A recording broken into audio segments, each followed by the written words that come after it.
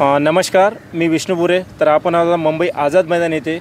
तर आता आम्ही आझाद मैदानाला आलो असता झोपडपट्टीच्या उपोषणासाठी आपल्या घरासाठी इथे 4 ते 5 जागेवर उपोषण चालू आहेत. आता इथे बघू शकता यांचं घरासाठीच उपोषण चालू आहे. तर नक्की मागण्या काय आहे आणि यांच्यासोबत कुठला विश्वासघात केला आणि कोणी आश्वासन दिली होती. सर, काय सांगाल, इथे मोठ्या संख्येने तुम्ही उपोषणाला बसला आझाद मैदानात, नक्की काय मागण्या तुमच्या आणि काय प्रॉब्लेम झाले? बघा, हे संदेश नगर आणि क्रांतीनगर जे मुंबई एअरपोर्ट लगत ह्या 2 विभागाच्या झोपड्या आहेत, ह्या झोपड्यांचे लवकरात लवकर पुनर्वसन व्हावं यासाठी आम्ही आज हा 4था दिवस आहे. आमची मागणी हीच आहे की सध्या तयार असलेले 29 आणि 30 नंबरची बिल्डिंग आहे त्यामध्ये आमचं त्वरित पुनर्वसन करावं आणि पात्र अपात्र न बघता त्या पात्र आणि अपात्र दोघांना पुनर्वसन करण्यासाठी जो निधी लागणार आहे तो अदानी कंपनीकडून घ्यायचा आणि आमचं पुनर्वसन करायचं, ह्या प्रकारची आमची मागणी आहे. कारण की विद्याविहारला जे 30 इमारती बांधल्या, त्या 30 इमारतीमध्ये जे 10,000 फ्लॅट अवेलेबल केले त्यामध्ये सध्या 29-30 नंबर ही बिल्डिंग आहे आणि ही 30 बिल्डिंगच्या इमारत ह्या मुंबई एअरपोर्ट स्लम जेवढा एरिया आहे त्यांच्यासाठी केल्या होत्या. परंतु त्यांनी आम्हाला पुनर्वसन न करता इतर प्रकल्पाला देण्याचं हे काम MMRDने सरकारने केलेलं, म्हणून आमची मागणी आहे की लवकरात लवकर आमचं पुनर्वसन व्हावं. आता टोटल तुम्ही किती 30 बिल्डिंग सांगितलं, तर त्याच्यामधून किती लोकांना त्याच्यामध्ये घर दिलं आणि किती खाली आहेत? बघा, 30 इमारती आहे त्या सर्व नादुरुस्त होत्या, अनरिपेअर होत्या. परंतु सध्या 2 नंबर आणि 3 नंबर बिल्डिंगला एक 1200 लोकांना शिफ्टिंग दिलेलं आहे. परंतु आमच्या अजूनही 25 ते 2700 रूम बाकी आहेत आणि मोडकळीच आलेले आहेत. मिठा नदीच्या बाजूला ही सगळी घरं आहेत.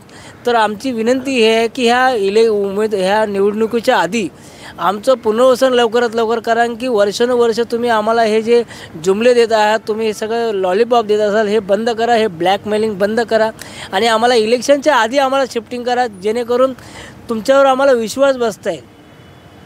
तर याची तुम्ही मागणी स्थानिक जे लोकप्रतिनिधी असेल त्यांच्याकडे मागणी केली होती काही?